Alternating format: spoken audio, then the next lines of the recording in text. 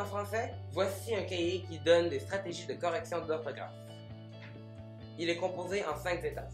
La première étape, l'accord sujet-verbe. La deuxième étape, le ER, accent aigu ou participe passé.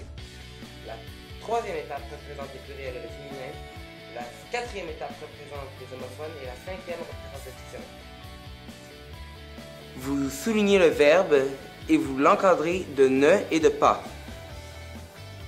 Pour trouver un sujet, vous vous posez la question qui est-ce qui ou qu'est-ce qui.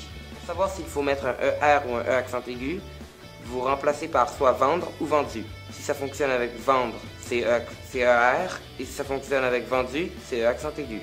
Pour savoir si un mot est au pluriel, encerclez les indicateurs de pluriel autour de la phrase et faites l'accord avec le mot. Les homophones, ou des mots qui se prononcent de la même façon mais s'écrivent différemment, sont parfois difficiles. Donc voici une liste d'homophones ainsi que leurs règles.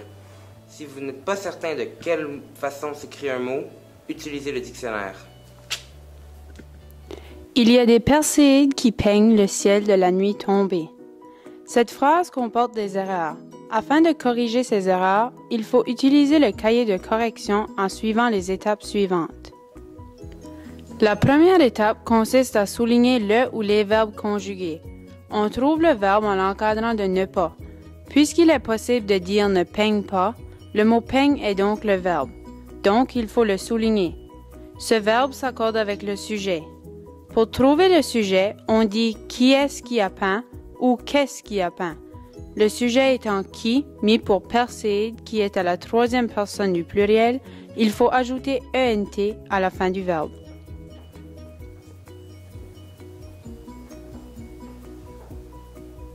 La deuxième étape consiste à encadrer le verbe en ER. On trouve le mot tomber, qui est le verbe qui se termine avec E accent aigu. Donc, il faut l'encadrer.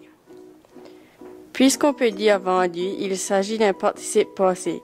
Donc, il faut l'encadrer avec le sujet nuit, qui est féminin singulier. Il faut donc ajouter le E à tomber.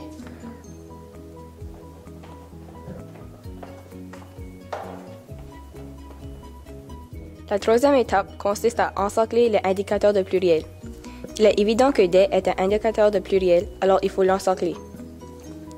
Puisque des incite le pluriel, il faut ajouter un S au nom perséide.